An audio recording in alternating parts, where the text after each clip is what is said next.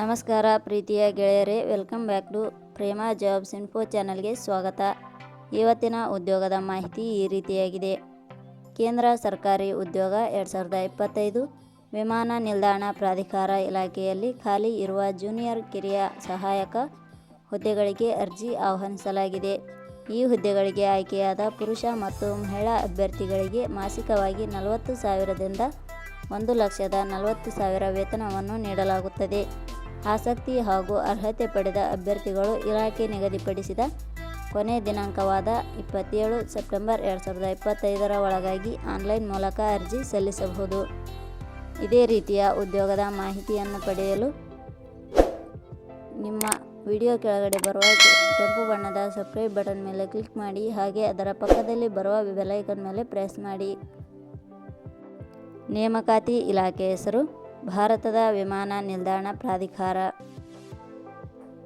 ಹುದ್ದೆಗಳ ಹೆಸರು ಕಿರಿಯ ಸಹಾಯಕರು.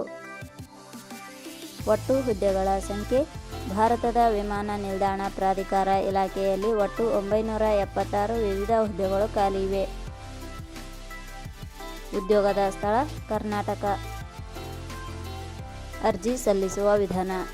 ಭಾರತದ ವಿಮಾನ ನಿಲ್ದಾಣ ಪ್ರಾಧಿಕಾರ ಇಲಾಖೆಯ ಹುದ್ದೆಗಳಿಗೆ ಅರ್ಜಿ ಸಲ್ಲಿಸಲು ಬಯಸುವ ಅಭ್ಯರ್ಥಿಗಳು ಇಲಾಖೆಯ ಅಧಿಕೃತ ವೆಬ್ಸೈಟ್ ಮೂಲಕ ಅರ್ಜಿ ಸಲ್ಲಿಸಬೇಕು.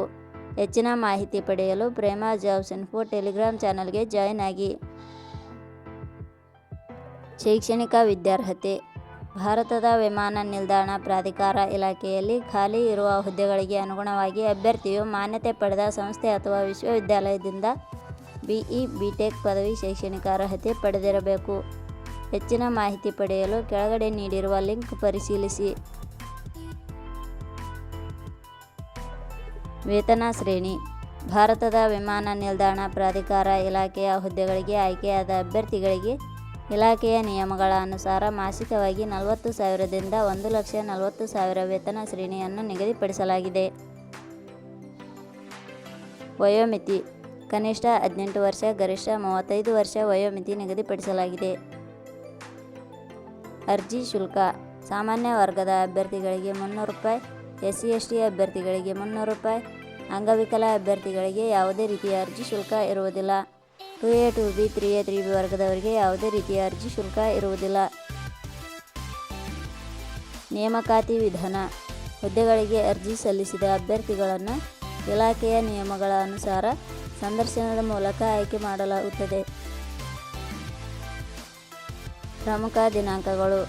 ಅರ್ಜಿ ಸಲ್ಲಿಕೆ ಆರಂಭದ ದಿನಾಂಕ 28/8/2025. ಅರ್ಜಿ ಸಲ್ಲಿಕೆ ಕೊನೆಯ ದಿನಾಂಕ 27/9/2025. ಕೊನೆಯ ಪದಗಳು.